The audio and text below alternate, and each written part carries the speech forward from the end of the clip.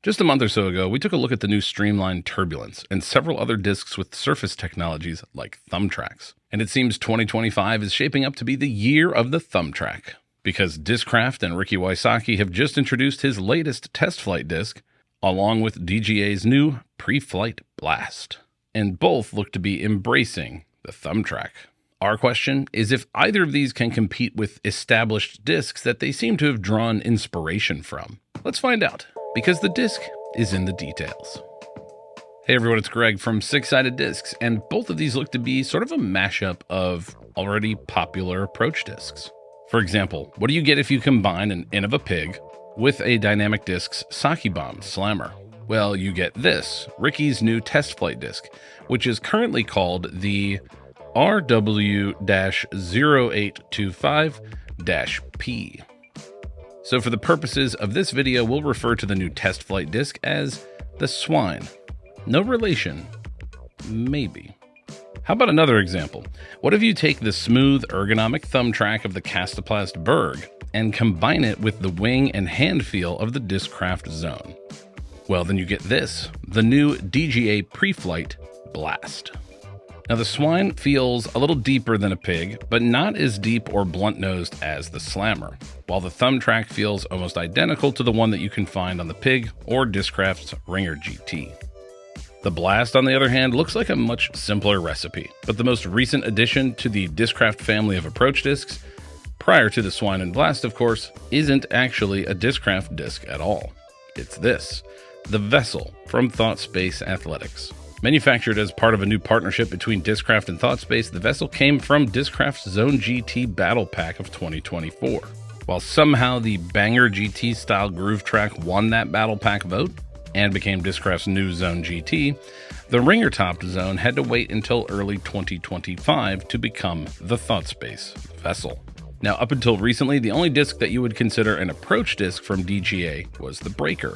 The Breaker has always been, in my mind, a beaded zone, with an otherwise very similar design. But the Blast takes that bead off, and then it takes the sharp edge off of the Ringer GT top and smooths it out into a subtle groove along the edge. And honestly, it feels fantastic. And the feel is important because when I recommend putters or approach discs to players at our pop-up shops, I encourage them to get it in their hand and see if it fits their hand. See if it feels like it'll get a clean release. And the same is definitely going to be true for these two approach discs. Before you get one for yourself, I would strongly recommend getting into a local shop or maybe a tournament or somewhere where somebody has some that you can look at and get a feel for them before you buy one. That is, of course, assuming that you like the way they fly for us. Now with approach discs, you do sometimes see them being thrown off the tee, so we'll do a little bit of that, but most of what we're going to focus on today is throwing short backhand and forehand approach shots. But a quick reminder that this summer, we are on tour. After battling the heat at Ledgestone and having an absolute blast previewing some geometry at Idlewild, you can find us next at the Fly Mart at DGLO in Milford, Michigan on Saturday, September 6th. Stop by and show us you're subscribed to our channel to get your Flight Numbers Don't Matter Velcro patch, and maybe a sneak peek at an upcoming video. Quantities are limited for each event, and these patches will not be on sale until early next year, so get yours while you can. But for now, let's get back to these approach discs. Over the years, I've tried my fair share of approach discs, like when we compared 30 different approach discs in an accuracy test last year. In that comparison, my personal approach disc won, which does make sense. So, armed with my yarns, this is what we're looking for from the other approach discs. Off the tee, most overstable approach discs are only going to fly around 200 feet from me. Like the yarn here, pushing out on a slight anhyzer, it gets a nice, big, reliable fade. On a low, flat forehand, the yarn starts fading almost immediately, even in these windy conditions. But thrown on anhyzer, it can quickly pan back to flat. If you put it a little nose up, you can run right at a basket like this and still finish close for an easy tap-in. And on backhand, the reliable overstability lets you drop it right on top of the target. So the yarn shows us what an approach disc can do, but what can I do with the DGA Pre-flight Blast?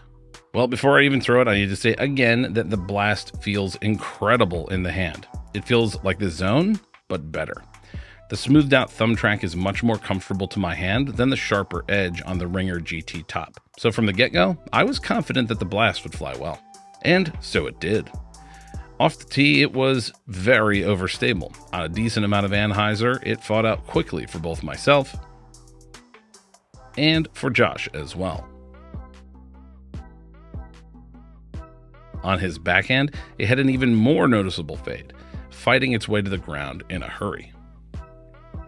And on the course, it displayed exactly the amount of overstability that I like. Pinpoint accuracy on both backhand and on forehand. Now, comparing the Blast to the Zone itself, there's no doubt in my mind that the Blast has a little bit less glide and a bit more overstability. On a couple occasions here, the Zone just flew a little bit farther than I was expecting. But the Zone excelled at these touchy shots like this forehand anhyzer and this nose-up approach.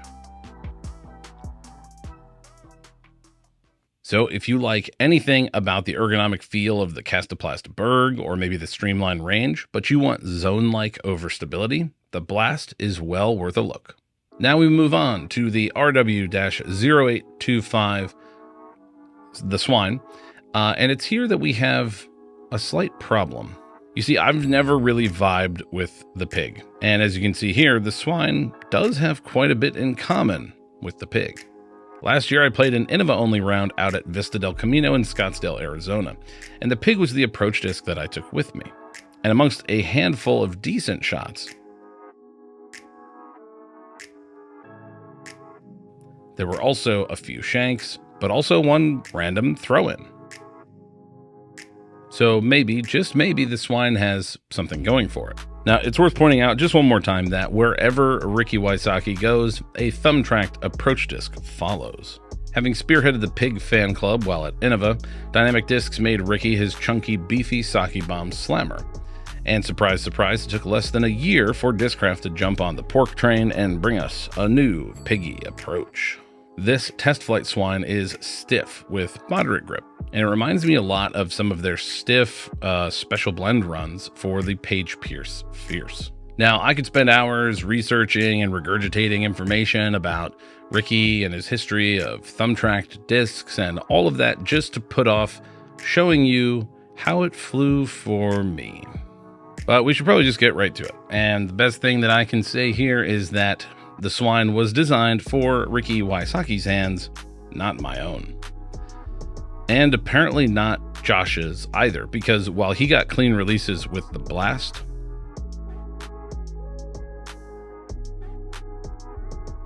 and the Yarn,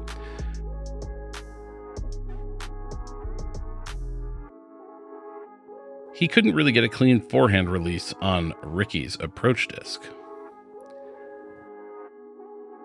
And it seems I struggled in the same department, because on nearly every forehand, it wobbled its way to straight to understable flights.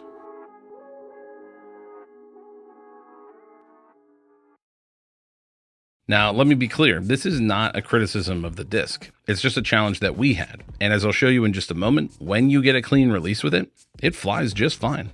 But we just couldn't forehand it, no matter how hard we tried. And it's not just a Swine problem. It's a white meat problem, because I had the exact same problem with the Pig. But on backhand, the Pig and the Swine showed that they can fly just fine with low glide and overstability. Josh got a couple good backhand shots off the tee. This second one in particular reminds me a lot of Ricky's sort of forced over anhyzers that he's thrown in the past, pushing straight before a strong finish. As long as you can get your grip around this Swine, you'll be just fine. So get in line and get yours in due time. But for me, the Blast has to surpass and outlast with its subtle nod to Castoplast. If time passed and you didn't act fast, you might just see your score puts you in last. All right, I'm going to be honest. I wrote this script after 3 very long days at Idlewild and not enough sleep, so might have been getting a little silly with the rhyme time. Today, though, I can confidently say that yes, the Swine is an awful lot like the Pig, but that doesn't make it a bad disc. In fact, that might be what makes it very popular amongst a specific audience. But the star of the show here has to be the Blast. This thumb track feels incredible, and the combination of the Zone and Berg should have a lot of people really excited because it really is something quite different. What do you think of the Discraft Test Flight RW-0825-P or the DGA Pre-flight Blast? Let us know in the comments below. And also comment below what topics you'd like us to cover next. Remember, the disc is in the details. For Six-Sided Discs, I'm Greg. We'll see you in the next one. Our question is whether either of these can compete with... Last year I played an Innova only hot... it was hot. 500 feet, here we go. Oh yeah, they're so beefy. I'm not a forehand guy. All right, Ricky Piglet. Ooh.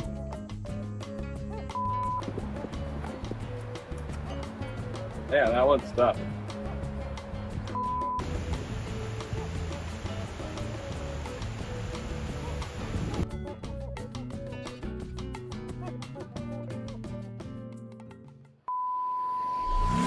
If you like this content and want to see more, please consider liking the video, subscribing to our channel, or becoming a member. Your support makes this content possible.